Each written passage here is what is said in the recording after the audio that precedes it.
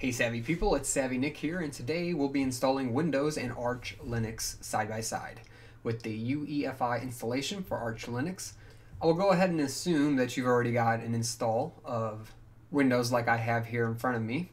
And what you're wanting to do is add Arch Linux to dual boot with Windows. I'll warn you, however, that going through this process is not easy and will require partitioning your existing hard disk space, which, if done incorrectly, has the potential of messing up both platforms and leaving your computer unbootable. So at the very least, I'd suggest trying this on a Windows platform that you don't care about potentially losing your data, and will give you the ability to do a test run before applying this to another computer. With that being said, I'll go ahead and begin. So the first thing we want to do is go ahead and bring up the hard disk utility. So I think if we just type in disk, we should be able to find that in the search. So right here we have this create and format hard disk partitions. We'll go ahead and click that. And in here, what we have is all disks that are connected to our computer. So we got disk 0 here and a CD-ROM with no disk inside of it, CD-ROM 0. So what we're focused on here is disk 0, which includes all the partitions for the Windows 10 system. The first little bit of the disk is partitioned to be a recovery partition. The second one is the EFI system partition. And then finally at the end is where everything gets stored in the primary partition. So we will focus on the primary partition here. And it says here that I have about 60 gigs available total. So in order to go ahead and use Arch Linux with Windows, we're going to have to actually dedicate some of this space to Arch Linux. With that being said, I'm going to go ahead and remove or shrink down some of this size for the current Windows system in order for me to be able to fit Arch Linux on. So I'm going to right click on here and I'm going to hit the shrink volume option.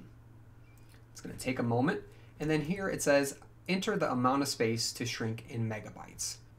So this lets you go ahead and shrink the size down until you get to how much is currently needed by the system and used by the system. So I'm just going to go ahead and dedicate 10 gigs or 10,000 megabytes to my Arch Linux partition that I'm going to be creating, to my Arch Linux disk that I'm going to be creating and partitioning. So I'm going to hit the shrink button once I've confirmed how much I want to shrink it by. And what you'll see here is a new unallocated storage space. So all it did is it cut down 10 gigs out of the 60 that was available for. So we got about 50 gigs now for C, and then 10 gigs available that's unallocated. Also, always make sure never to touch these two at the beginning. This is again your recovery and the boot partition, so you don't want to mess with these ever. And I also suggest to give at least 10 gigs of allocated space for whatever Linux distribution you're trying to put on. Even for Arch Linux, in some cases you'll want even more. Let's say Ubuntu requires maybe like 32 gigs. I always suggest at least 10 gigs for Arch Linux, so really don't try to go underneath that. I don't know what the exact amount that they recommend is, but I believe it's around 10 gigs. So after we're done with this, I'm going to go ahead and exit out of here. So the next portion here is going to the archlinux.org website to go ahead and grab an ISO file so we can go ahead and boot into the Arch Linux Live terminal and then install Arch Linux Vanilla. So we're going to go up to the download section, and then if we scroll down, we should get a bunch of mirrors here. As you can see, we have the HTTP direct downloads. So go ahead and find a mirror closest to you. I'm going to search for the United States here, and just go ahead and select one that's closest to you. The CC Columbia works for me, so I'm just going to go ahead and go to that mirror. And inside of here, you can go ahead and see that the latest image is January 1st, 2020. This is the x86 or 64-bit ISO file, and this is the one that I want. So I'm going to go ahead and select this, and go ahead and make sure to save it and allow it to download real quick. If you're new and stopping by to watch an install today, please take a moment to subscribe below and hit the notification bell for more videos. Now that I've downloaded the ISO, I'm going to launch the Balena Etcher app. In order to flash the image onto a USB, CD, or DVD of my choice. Balena Etcher is an easy-to-use application, and it's available for Windows, Mac, and Linux. I'll go ahead and put a link in the description below if you want to download the application, or you can use any other application that can create a bootable disk, such as Rufus or UNetbooted. So the first thing I'm going to do is select an image and go to my downloads folder where I have my Arch Linux download. So here in front of me I have the latest and greatest version, which was built on January 1st, 2020, and it's the x86 or 64-bit architecture version.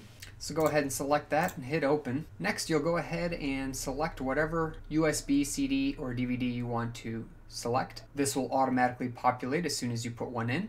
And if you have more than one, you'll be able to go ahead and select it from the drop down here if you go into the change option. Once you've selected your drive, you can go ahead and hit continue. Just make sure that the drive has no current data on it. Everything that's on it currently will get wiped off, and the Arch Linux bootable disk will be created on it instead. So finally go ahead and hit flash once you got all that ready, and allow it to go ahead and do the flash with administrative privileges.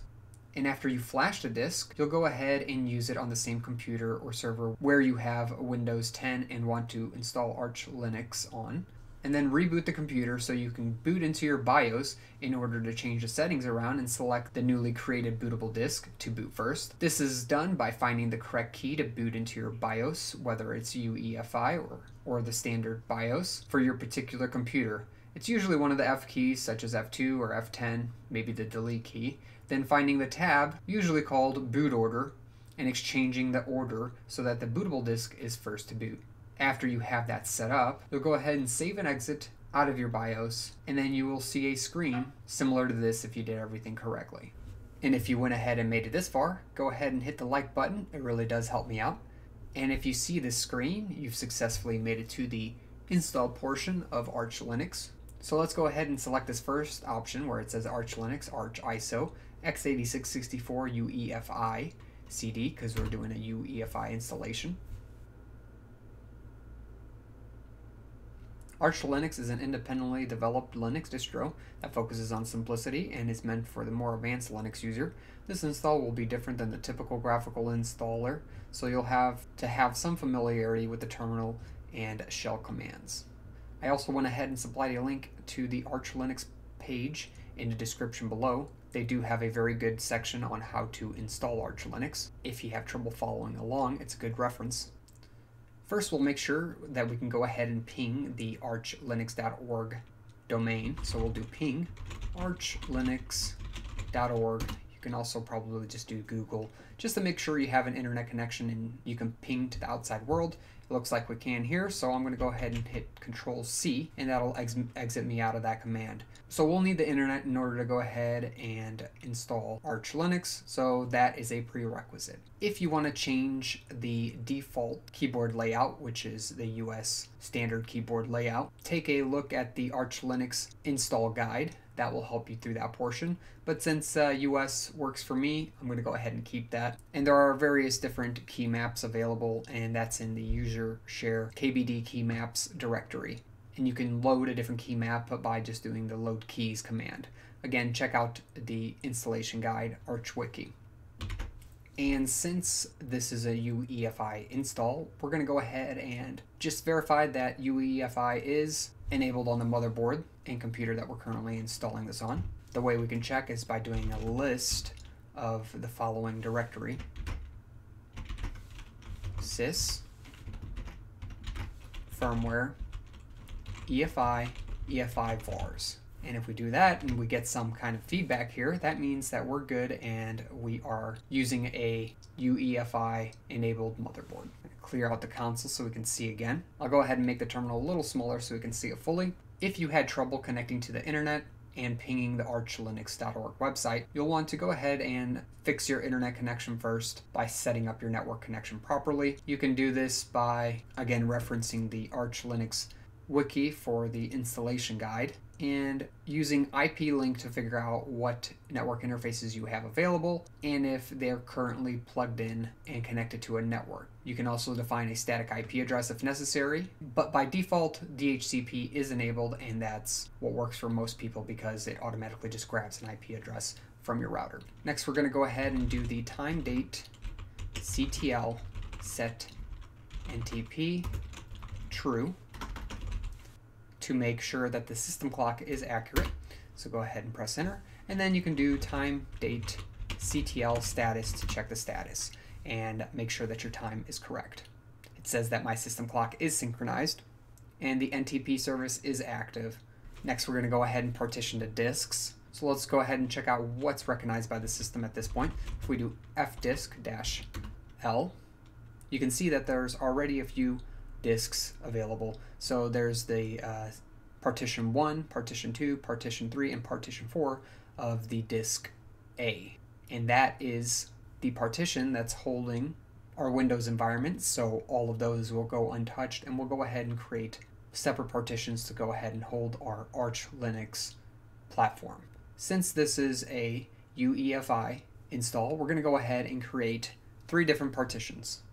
So since we're going to be working on the same disk, we can go ahead and do fdisk sdev sda, and now we can go ahead and use the fdisk utility to go ahead and create our partitions. So let's go ahead and create our first partition. If we do n, and the next partition number available by default is 5, and that makes sense because up above it says dev sda 1, 2, 3, and 4 are already used by the Windows platform. So let's go ahead and hit enter and use that one. The first sector available is at the very end of the Microsoft Basic Data partition, so we're going to go ahead and hit enter again. And the first section of our Arch Linux disk should be the EFI system partition, and the suggested size, at least by Arch Linux, is around 260 to 512 megabytes. So let's go ahead and allocate 512 megabytes for the EFI boot system partition. So if we do plus 512 and a capital M, that should reserve 512 megabytes for us. So now it says that fdisk created a new partition 5 of type Linux file system and of size 512 megabytes.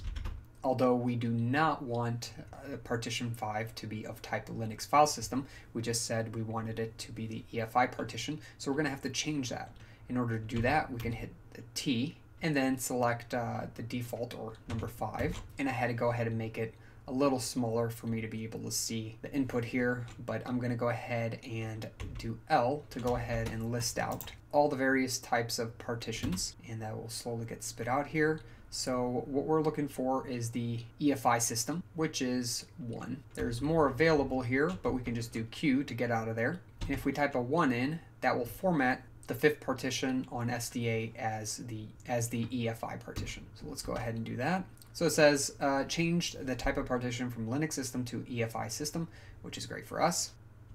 Next we're going to type P so we can go ahead and see what we're currently creating. So as you can see, these changes haven't been written quite yet, but fdisk will create a 5th partition between the start and end blocks. It tells you how many sectors and what size it's going to be, and finally what type of partition we're creating.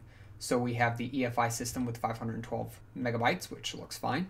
Next, we're going to go ahead and create our partition that's going to hold all of our data. So if we do P again, actually I misspoke. If you do N for new, and then the next logical number is 6 available, so default is 6. You can also type in 6, and the first sector available is following partition 5, so go ahead and hit enter there. And then here's where you'll get to add how much storage space we want for our primary partition of the Arch Linux platform that we're creating. So I'm just going to go ahead and add right at 8 gigs, since we need to leave a little bit for swap. After you've done this, you can go ahead and hit enter, and it says that it created a new partition 6 of type Linux file system with the size of 8 gigabytes. Finally, I'm going to create one more partition, and that's for swap. So of course the partition number is going to default to 7 now, and the default sector is fine for us since it will follow the new partition that we just added. Go ahead and press enter, and here it'll allow you to fill in the rest of the size available, so I'm just going to press enter here.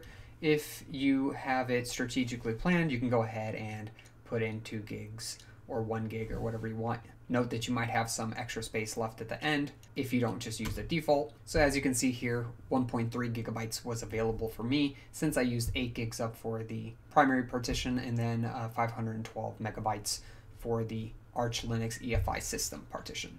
So now if I just do P, I'll get a list of everything that I have and check over and make sure that everything looks correct to me. So now I have 7 different partitions, 4 for the Microsoft Windows platform that I have, and then 3 for the Arch Linux install that I'm doing now.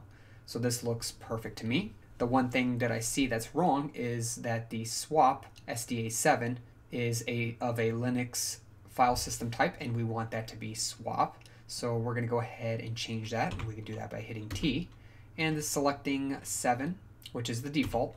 So press enter, and let's go ahead and list out all the possible types that we can have. And we have Linux swap as number 19 available. So I'm going to do Q and then type in 19, and it says that we've changed the partition to finally Linux swap. So let's go ahead and hit P again just to make sure everything looks correct. And now we have an EFI system, a Linux file system, and a Linux swap, all partitions for the Arch Linux platform that we're installing. Let's go ahead, and if everything looks correct, which it does on mine here, I'm going to go ahead and write these changes. After you've written the changes, there's no going back, so you'll want to check and triple check that you did everything correctly. Otherwise, you do run the risk of ruining your Windows system. Next, we'll want to make sure that we format our EFI partition. We can do so by doing mkfs FAT, and then space dash capital F 32 space dev SDA 5, since that is the EFI system partition for the Arch Linux platform that we're installing now, at least for how it ended up lining up for me. So if I look above, it says dev SDA is the EFI system partition with the 512 megabytes that we just gave it. So go ahead and press enter. Next, we'll want to initialize our swap space. So we're going to do mk swap space dev SDA 7, because that's our Linux swap space. As you can see up above, again, SDA 7 is formatted as type Linux swap, and that's where we want to format our swap. So go ahead and do that. It says the 1.3 gigabytes have now been formatted, and you can go ahead and turn on the swap for the system now. If we do swap on dev SDA 7, that will turn the swap on. And now let's go ahead and format the Linux file system as ext4. So we can do this by doing make or mkfs dot ext4, and then calling out dev SDA 6 for me, because that's where my Linux file system is located. Go ahead and press enter on that, and now that has been formatted properly as well. Let's go ahead and mount the Linux file system that's been created now. We can do that by doing mount dev SDA 6 to some point, and we can just pick something arbitrary here. So we have a folder called mnt. Let's go ahead and mount it there. And inside that newly mounted location, let's go ahead and create a directory. So we'll do make directory, mkdir space mount, and we'll call it boot. And now we're going to go ahead and mount dev SDA 5 to the mounted point of the Linux file system inside the boot folder, because that is the section that we created for boot. So if you want to go ahead and check, go ahead and do df and check that everything is mounted properly. So on the left hand side you see the file system, and on the right hand side you see where it's mounted on. So dev SDA 6 is currently mounted on mnt, and dev SDA 5, our EFI system, is currently mounted on mount under the boot directory, or mnt, which is perfect. And since we're mounted properly now, we can go ahead and install the basic essential packages. And we can do this by typing in pack strap on mount. We want the base package, Linux package, and the Linux firmware package. These are the basic necessities you need in order to install Arch Linux. Go ahead and press enter and let it begin installing the packages. This might take a little bit. I'm going to go ahead and try fast forwarding through this a little bit for you.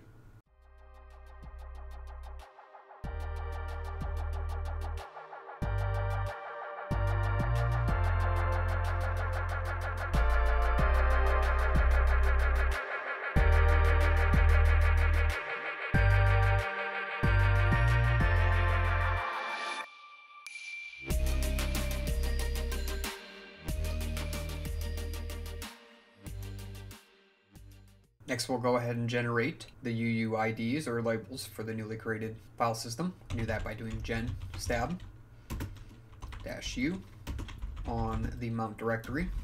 And then we'll generate something in mount etc fstab. And I misspelt, it's not gen stab, it's gen fstab. So it's asking us if we want to correct it, and I'm just gonna hit yes. And I messed up that as well. So let's do gen stab -U. And again, not gen stab, gen fstab. So I messed that up, but let's go ahead and do it correctly. Gen fstab, and then -U on mount. And we'll put that in the fstab file. So if we do a vi on mount etc fstab, you can see that everything looks fine, and some UUIDs were generated for the new file system. Let's go ahead and exit out of there with :q bang. So let's go ahead and change the root directory now to the new file system. So we can do arch-chroot, change root to mount, and now we have changed our root directory to the mount folder and turn our newly created system. Let's go ahead and link a time zone to our system by doing ln space -sf space in the user share zone info folder. If we tab a couple times, you'll see that we have many different territories and zones here. I'm in the America zone, so I'm going to go ahead and select that directory and then list all the possibilities here that I have in the Americas. So what's closest to me? So the closest place to me is going to be New York, so I'll do New York. And then we'll want to pass this to etc local time.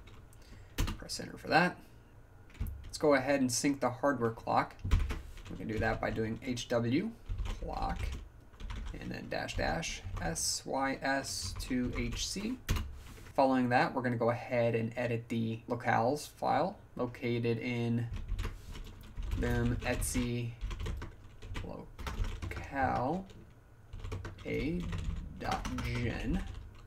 Vim, we don't have vim. Actually, I wanted to use vi, but we're going to have to install vi because we don't have vi as well. So we can do that by doing pacman sy space vi. It's going to synchronize the databases, and there we go. Now we're installed. After installing, let's go do that again. Vi etc locale.gen. And inside here, we're going to search for the respective locale that you want to use. Go ahead and read up on it if you need more information. Mine's going to be the English format, so English US is what I'm going to search for. And here we go. So I'm just going to delete this hashtag in front so it's not commented out. And then I'm going to go ahead and save by doing :x, which will save and exit the file. And now we can run the locale gen. That'll generate the locales. It says the generation is complete. So go ahead and remember the locale that you used. So I used en_us.utf-8 because we're going to need it for this next file. We're going to go vi into etc locale.conf for config. And this is a new one we're creating. So in here, we're going to go ahead and add that same locale that we made note of. So it's going to go like this. We do lang, all capital, equal to en_us for me, dot capital UTF-8. Then I'm going to go ahead and save and exit with :x. If you set a keyboard layout, you'll have to make sure to change the vconsole.config file. Go ahead and check out the wiki on archlinux.org for more information on that. And then next is the network configuration. So we got to create a hostname file. So let's go ahead and do vi etc hostname. And in hostname, you're just going to put a hostname for your computer. Mine, I like to call it SavvyNick, so that's what I'm going to do. Go ahead and save and exit with :x. Next, we're going to have to update the host file. So that's in vi etc hosts. And let's go ahead and create a new line here. In this new line, we're going to put our local host 127.0.0.1 followed by its name, so it's localhost, like we said. Then we'll do 2 colons and a 1, 2 tabs, localhost as well. Now if you have a static IP address or a permanent one, you're going to go ahead and fill it in here, but for me I don't, so I'm going to fill this in with 127.0.11, and then it goes your host name that you use, so SavvyNick, local domain for me, and then do another tab and just put your host name here again. So that makes our host file complete, and we can go ahead and save and exit out of there, :X. Next, we're going to want to set a password for the root user. So if we do PASSWD, you can go ahead and set your password and confirm that password for a second time. And now we have the root user's password set up. We can also at this point add another user. That way we're not using the root user for everything that we do. And we can do that simply by doing user add -G users -G for groups. And we'll put him as a power user, storage user, as well as a wheel user. And my name is going to be SavvyNick for that user. So we can go ahead and do that. And I got a little bit of a warning message that the home directory already exists for SavvyNick. This is because I was messing around and adding this user earlier, so I deleted it and added it back in. Not a big deal for me, but you probably won't get this warning. Next, I'm going to clear the screen, and now we need to install a bootloader. I'm going to go ahead and select GRUB for this. So you can go ahead and select whatever bootloader you want to use, but GRUB works well for me, so I'm going to do Pacman S, and then the GRUB bootloader as well as the UEFI boot manager. Yep. Let it retrieve the packages and install them. And now we'll have GRUB as well as the UEFI boot manager. Next, we'll want to make sure to install another package called OS-Prober. This will help us find the Windows platform and allow us to be able to dual boot. So it's important that we do this. So we do Pacman-S OS-Prober, and yes. So now that we got that installed, so let's see what happens if we run OS-Prober at this point. Okay, just making sure. And then what we'll need to do, we'll need to install GRUB. So we can do that by doing grub-install. And then we need to put in a target architecture. So target equal to the x86_64-EFI system, and then we need to tell it where our EFI directory is. That requires actually 2 dashes. Directory equals the boot directory, and then we can also pass in a bootloader ID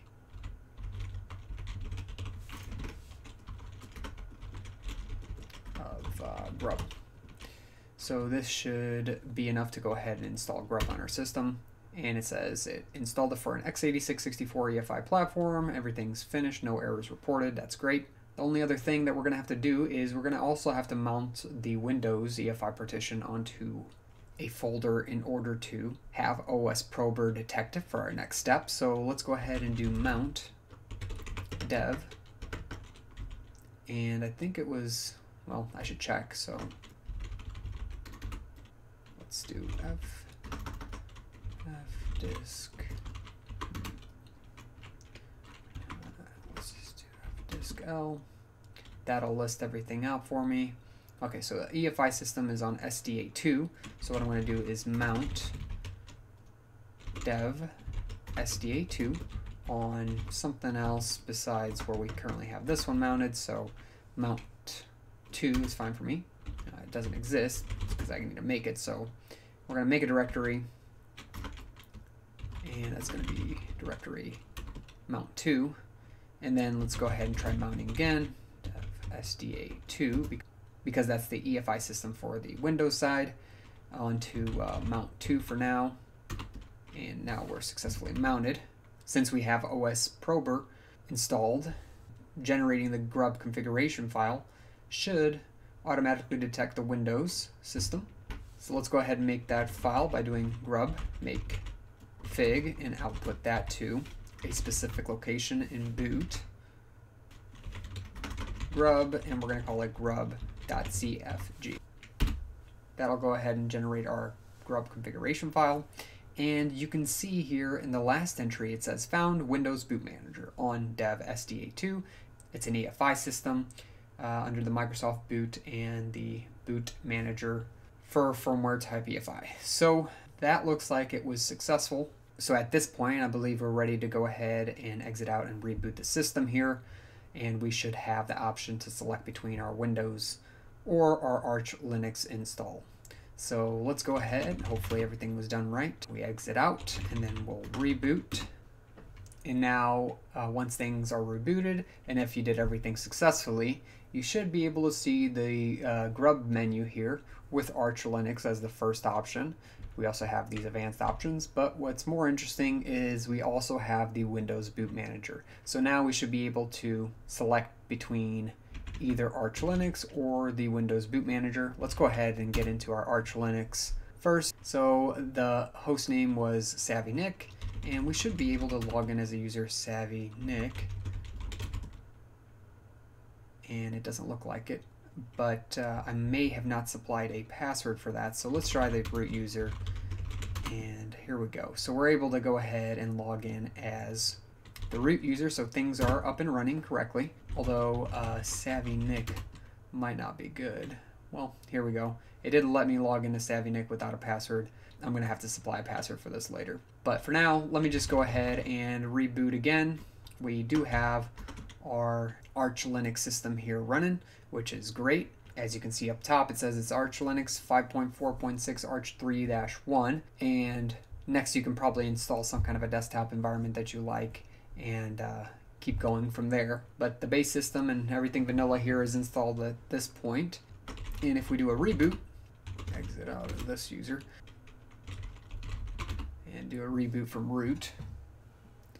Now again, I have these options here. If you don't hit quick enough, you will automatically boot into your Arch Linux system, so you want to make sure to go ahead and hit the up or down arrow or some kind of a key in order to get out of the automatic boot sequence. But let's go ahead and select Windows Boot Manager this time, see if our Windows system comes up properly. And here we are back in our Windows system as well. So it looks like we have successfully installed a dual bootable system here where you can boot into either Windows or Arch Linux. I hope you enjoyed this dual boot installation tutorial of Arch Linux and Windows. And if you have any suggestions, comments, or questions, please post them in the comments section below. Also, make sure to go ahead and subscribe for future videos and make sure to like the video. This is a pretty long one, but it's not the easiest thing to do, but it is quite rewarding once you finally have it done here, because you can use both your systems and easily choose between them. Again, I hope you enjoyed the video, and thanks for watching.